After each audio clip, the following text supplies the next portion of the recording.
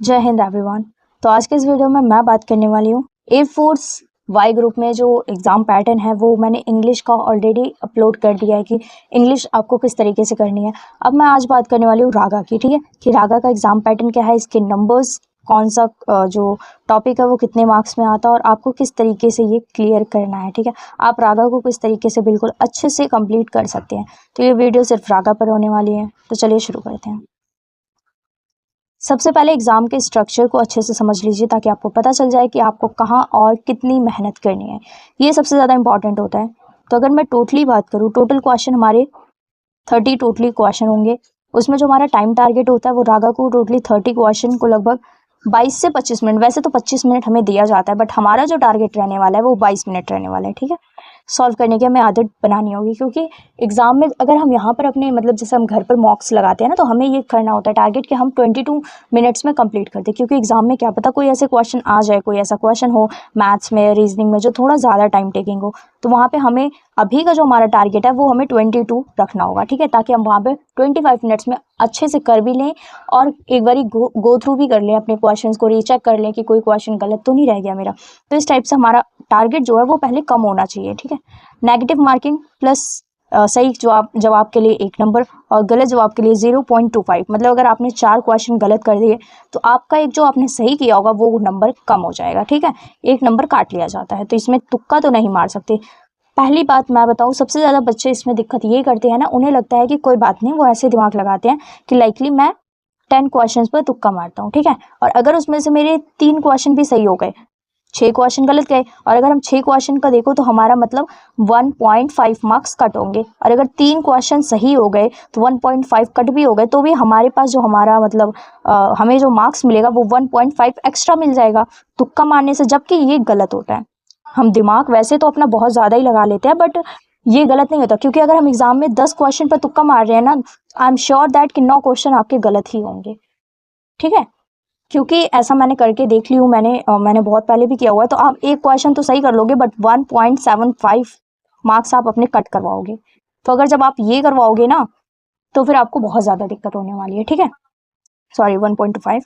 ठीक है, तो ये इस बात का 1.75, इस बात का आप ना ध्यान रखना। ठीक है, तो आप ये बिल्कुल मत दिमाग लगाना कि नहीं मैं तुक्का मार देता हूँ 10 क्वेश्चन पर तो ऐसे हो जाएगा, बिल्कुल भी मत लगाना। मैंने लगा के सारी चीज़ें देख ली है और रिजल्ट बहुत गंदा मिलता है उसका। ठीक है, तो सबसे पहले अभी से अभी आपके पास बहुत ज़्यादा टाइम है, इतना मत सोचो कि नहीं मेरे पास टाइम नहीं है, और ये भी देखो कि बहुत ज़्यादा भी नहीं है, दोनों है भी, ठीक है, और नहीं भी है।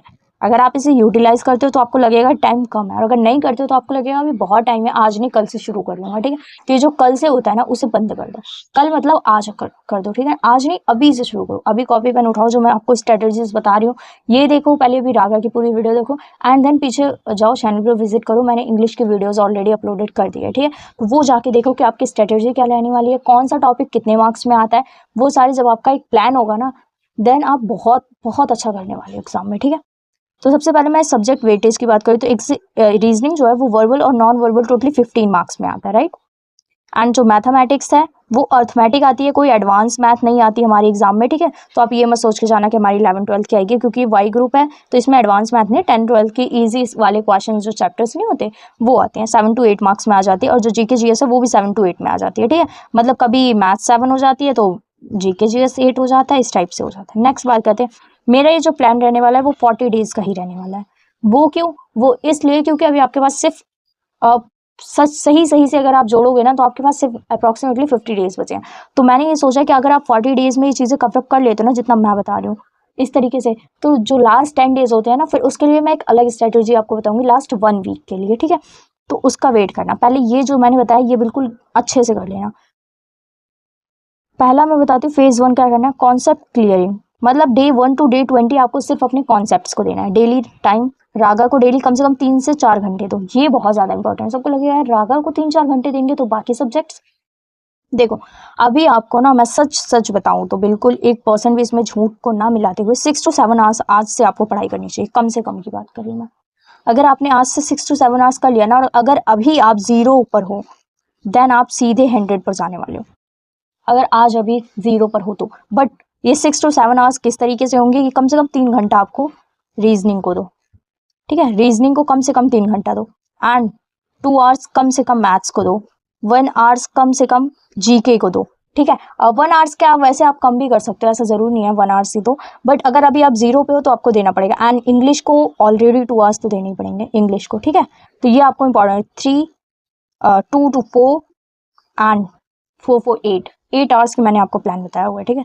रीजनिंग में आप 1 घंटे कम भी कर सकते हो, 2 घंटे में आप कर लोगे, बट ये है ना कि जिसे नहीं आती रीजनिंग, तो रीजनिंग को एक बार थोड़ा सा समझने में टाइम लगने लगता है, ठीक है। अगर आपको आती है तो आप 1 आध घंटे इसमें से कम कर लो, बट आज से आप बस इतना अपना माइंड सेट रखो 6 to 7 आवर्स तो मुझे पढ़ना ही पढ़ना है। और अगर आपने 40 दिन 50 दिन इस तरीके से पढ़ लिया ना, तो आप अच्छी खासी नंबर्स में, अच्छे खासे नंबर्स में आप अपने एग्जाम को क्रैक करने वाले हो, and then you are selected in Indian air force, ठीक है। तो आपके वो जो ब्लू यूनिफॉर्म का जो सपना है ना, वो पूरा होने वाला है। तो इसलिए ध्यान से अभी पढ़ लोगे तो लास्ट में पछताना नहीं पड़ेगा, ठीक है। वरना फिर लास्ट में आप सोचते हो क्या पढ़ लूँ, कुछ ऐसे ट्रिक्स मिल जाए जिससे मेरे कंप्लीट, मतलब जिससे मैं अपने तुक्के से ही मार लूँ एग्जाम क्रैक करूँ, तो देखो तुक्के से कभी भी एग्जाम क्रैक नहीं होता। नेक्स्ट मैं बात करती हूँ रीजनिंग एंड मैथ्स की कुछ बुनियादी रूल्स, फॉर्मूलाज, शॉर्टकट्स में सीखे, शॉर्टकट्स नोट्स डायरी बनाए एंड फॉर्मूलाज को लिखे, ठीक है। सबसे ज़्यादा आपको लिखने पर ध्यान देना है, आपको जैसे नोट्स के टाइप में बनाने हैं, जैसे मैथ्स में फॉर्मूलाज होते हैं, रीजनिंग में फॉर्मूलाज होते हैं। जैसे रीजनिंग में मेरे को याद आ रहा है रैंकिंग वगैरह जो चैप्टर्स है हमारे, उसमें फॉर्मूला होते हैं, ठीक है। कोडिंग डिकोडिंग थोड़ी सी आप फॉर्मूला, उसके टाइप्स बहुत ज़्यादा होते हैं, तो इस टाइप से आप परसेंटेज वगैरह के फॉर्मूलाज, तो इस तरीके से आप उसमें लिखना पड़ेगा। एंड जीके के लिए डेली 30 मिनट्स है फैक्चुअल चीज़ें पढ़नी। जीके बहुत ज़्यादा है, पूरी ब्रह्मांड है जीके में, ठीक है ना। आपको history, polity and static GK everything, सब कुछ आपको पढ़ना पड़ेगा। बट मैंने अभी अपने चैनल पर काफ़ी दिन पहले, अप्रॉक्सीमेटली 7 to 8 डेज पहले, मैंने एक जीके जीएस की ना एक वीडियो अपलोड की हुई है। उसमें मैंने वही चीज़ें बताया हुआ है ना जो सिर्फ इम्पॉर्टेंट है। अगर आपने उतना कर लिया ना, तो मैं 99% श्योर हूँ, ये कहते हैं ना 99.9% श्योर हूँ कि उससे बाहर कुछ नहीं आने वाला, जितना मैंने उसमें बताया है, ठीक है। तो नहीं देखा तो जाके वो वीडियो देख लेना। नेक्स्ट बात करते हैं डे 21 to 30। जो टॉपिक्स आप पढ़ चुके हैं उन्हें टॉपिक वाइज टेस्ट लगाया है, जो क्वेश्चंस को टाइम लगाकर सॉल्व करें। हाँ, स्पीड बहुत ज़्यादा मेंटेन करनी है आपको। 21 से 30 दिनों के बीच में आपने 20 डेज तक अपना जो टॉपिक्स है वो सारे क्लियर कर लिए, जो मतलब फिर इसमें मेहनत तो करनी पड़ेगी। 20 डेज में सारे टॉपिक्स आपको क्लियर कर लेना है, एक एक करके पढ़ना है, ठीक है। थोड़े शॉर्टकट्स वगैरह देख लेना कि किस तरीके से होते हैं। एंड देन आपको 10 दिन के बीचों में ना mock test, full length mock test वगैरह लगाओ। एंड जो अगर टॉपिक जो नहीं आ रहा है ना, उसे इन्हीं बीचों में उन टॉपिक पर पर्सनली जाके सर्च करो उस टॉपिक के बारे में, और फिर उसे पढ़ो अच्छे से, ठीक है। एंड देन आपको फिर टॉपिक वाइज टेस्ट लगाने हैं। फिर उसके बाद फुल लेंथ मॉक टेस्ट 31 से 40 दिन में, ठीक है।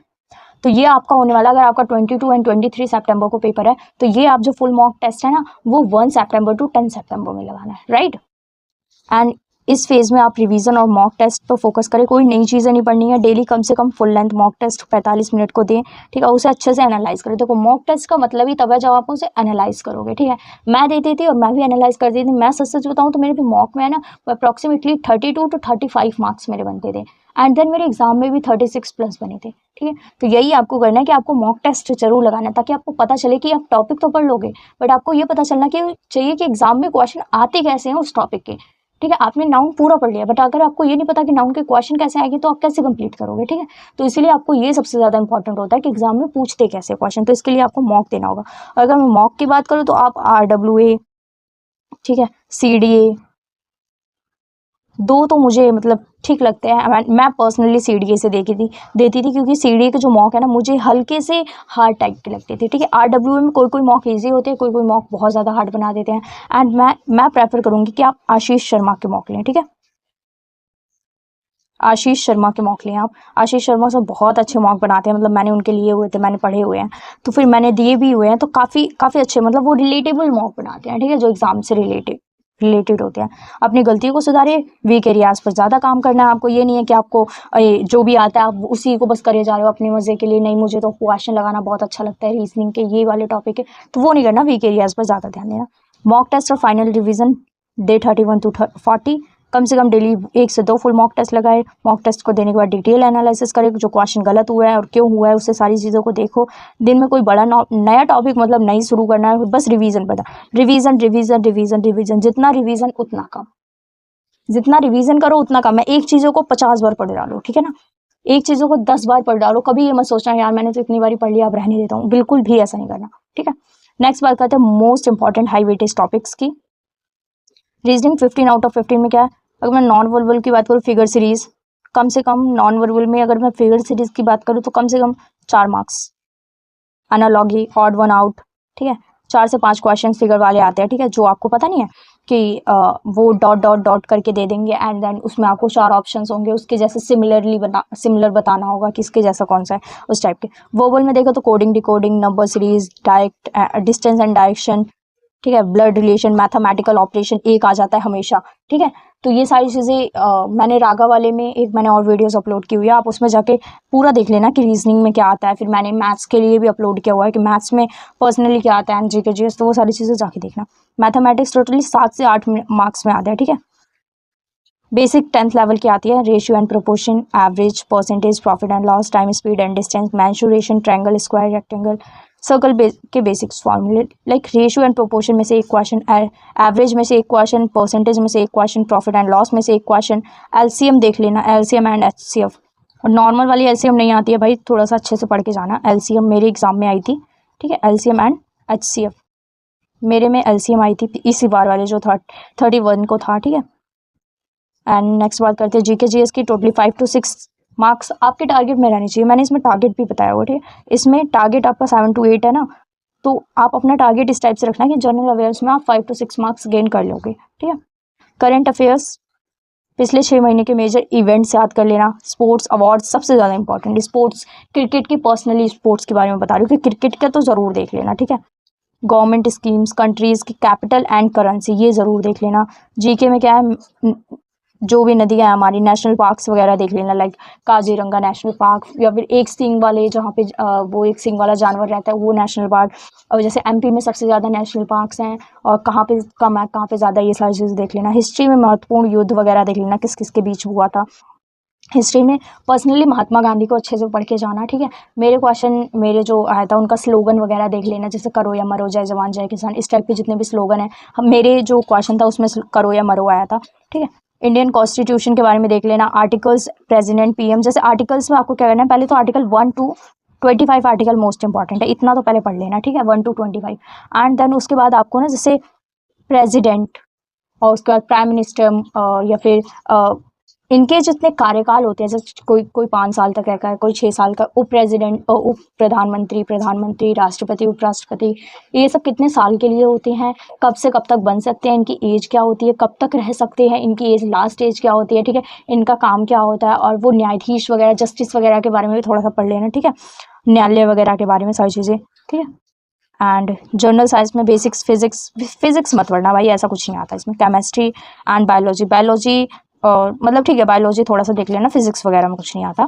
और सबसे ज़्यादा अगर मैं वैसे साइंस वगैरह की बात करूँ तो आप वाइटामिन्स वगैरह देख लेना, वाइटामिन्स कौन सी वाइटामिन से कौन सी बीमारी ठीक होती है, और मतलब विटामिन ए, विटामिन बी, कौन से फ्रूट्स वगैरह देख लेना उनके, ठीक है, क्या खाने से क्या नहीं होता। कंप्यूटर साइंस में कीबोर्ड शॉर्टकट्स वगैरह इंपॉर्टेंट, टर्मिनोलॉजी, ये तो नहीं है, कैपकट वगैरह आप लोग, कैपकट नहीं, वो कट वगैरह आप लोग देख लेना कि कट एक्स, कट पी, इस तरीके से जो होता है ना कंप्यूटर्स में, वो आप देख लेना। एंड लास्ट में बता रही हूँ कि क्या करना चाहिए एंड क्या नहीं करना चाहिए आपको। फर्स्ट देखते हैं हम क्या करना चाहिए। डेली कैलकुलेशन प्रैक्टिस, सुबह उठते ही 10 से 15 मिनट टेबल्स, मतलब 1 to 30, squares 1 to 30 and cubes 1 to 20, ये इंपॉर्टेंट है। सबसे ज़्यादा क्यूब्स मुझे लगते हैं, टेबल्स तो थोड़ा सा मतलब ये हो जाता है, सबको आता है, बट क्यूब्स याद कर लें, रिवीजन करें, मैथ्स और रीजनिंग दोनों में स्पीड जो इसकी तेज आएगी, वो तो बात सही है। अगर आपको मतलब जो काउंटिंग है या फिर कह सकते हैं टेबल्स है आपके, क्यूब्स हो गए, ये सब आपके अगर माइंड में रहेगा ना तो आप तुरंत ही कर लेते हो, ठीक है।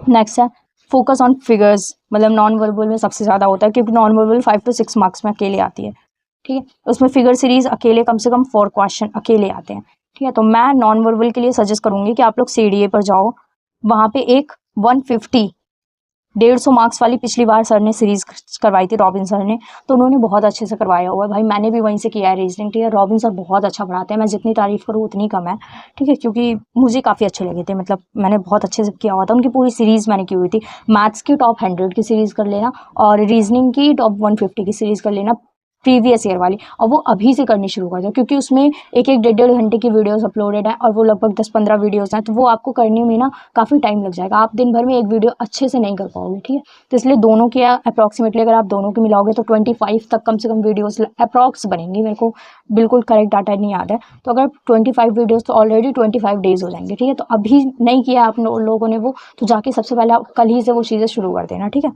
बच्चे अक्सर फिगर्स वाले क्वेश्चन छोड़ देते हैं एग्जाम में, तो टाइम लेते हैं, तो इसलिए इनकी स्पेशल प्रैक्टिस उन्होंने करवाई हुई है, जाके देख लेना, वीडियो बहुत इंपॉर्टेंट है। नेक्स्ट है प्रीवियस ईयर क्वेश्चन, कम से कम पिछले 3 साल और 4 साल के एयरफोर्स वाई ग्रुप के असली पेपर्स को सॉल्व करें। देखो अभी तक तो असली पेपर्स नहीं मिलते थे, बट 2027 जिसके मैंने इंग्लिश के ऑलरेडी 30 मार्च के सिर्फ 1 एंड सिर्फ 2 के पेपर्स अपलोड कर दिए, ओरिजिनल जैसे कहते हैं ना, क्योंकि आंसर क्या है इस बार, और मैंने बिल्कुल ओरिजिनल पेपर अच्छे से समझाया है, डीपली समझाया आप लोगों को कि किस टाइप से क्वेश्चंस इसमें फंसे हैं और उसे किस तरीके से सॉल्व करना है। नहीं देखी तो अभी जाके देखना, बहुत इंपॉर्टेंट है। और मैं मैथ्स वगैरह, अगर आप लोग कहोगे मैथ्स, रीजनिंग वगैरह, जीके जीएस वगैरह की सारी मतलब पूरा रागा सेक्शन भी कराने वाली हूँ। अभी मैंने सिर्फ इंग्लिश करवाया, ठीक है। तो आप ऐसा मॉक्स वगैरह लगाते जाओगे ना, और वो जो अभी तक आए हुए हैं ना मैथ्स, रीजनिंग, आप अगर फिजिक्स और मैथ्स वगैरह आप सारी चीजें वो देख लेना, जो अभी 2027 में जो आई थी ना, वो वीडियोस पूरी देख लेना कि वो कैसे कैसे क्वेश्चंस वहां पे पूछ रहे थे, ठीक है। क्योंकि इस बार तो आपके पास ओरिजिनल पेपर भी आ चुके हैं। क्या नहीं करना चाहिए अगर मैं इसकी बात करूं तो अवॉइड डीप जीके बुक्स, बहुत ज्यादा अवॉइड कर देना इसे, क्योंकि जीके मैं कहती हूँ जितना पढ़ो उतना कम है, तो मत ही पढ़ना ये, ठीक है। यूपीएससी पीसीएस लेवल वाले पढ़ना बिल्कुल अवॉइड करना। एयरफोर्स में डायरेक्ट क्वेश्चन पूछे जाते हैं, ठीक है। मतलब एयरफोर्स में जीके जीएस का लेवल नॉर्मल है। स्टैटिक जीके की बात करूँ, आप फोक डांस और क्लासिकल डांस वगैरह देख लेना, फिर उसके बाद काफी चीजें हैं उसमें भी, मतलब वो सारी चीजें मैंने ऑलरेडी जीके जीएस में बताई हुई है, वीडियो में वो जाके देखो, अच्छे से डीपली आपको पता चल जाएगा। मुझे मैथ्स नहीं आती तो मैं छोड़ देता हूँ, ये गलती कभी मत करना, क्योंकि मैथ्स में सीधे फॉर्मूला बेस्ड क्वेश्चन आते हैं, जो कि अगर आप सीख लेते हो ना मैथ्स तो इजी लगती है, अगर नहीं सीख पाते हो तो फिर अगर फॉर्मूलाज याद नहीं कर पाते हो, सबसे ज्यादा मैथ्स में झंझट यही है अर्थमेटिक मैथ्स में, क्योंकि उससे परसेंटेज वगैरह के फॉर्मूलाज हो गए या अदर्स जो टॉपिक्स हैं उनके फॉर्मूलाज थोड़े मतलब नॉर्मल से है, बट कंफ्यूजन से भरे हुए फॉर्मूलाज है, ठीक है। बट जो क्वेश्चन आते हैं ना 10th बेस पर ही आते हैं, ये ज्यादा दिमाग में मत रखना कि नहीं बहुत हार्ड आएंगे, ऐसा कुछ नहीं है। लेकिन मैथ्स को करते जाना, मैथ्स को बिल्कुल अवॉइड मत करके जाना, क्योंकि अपने माइंड में यही रखते हो नहीं मैं रीजनिंग और जीके जीएस से कर लूंगी, तो आपके अगर रीजनिंग और सिर्फ जीके जीएस आप लेते हो ना, तो आप वहां पे 16 से 17 मार्क्स ही गेन कर पाओगे, ठीक है। बट अगर आपको ये सारी चीजें जितना मैं बता रही हूँ, तो आप इजिली 23 to 25 मार्क्स गेन कर लोगे, इजिली की बात कर रही हूँ मैं, क्वेश्चन इस लेवल पे आते हैं एयरफोर्स में, ठीक है।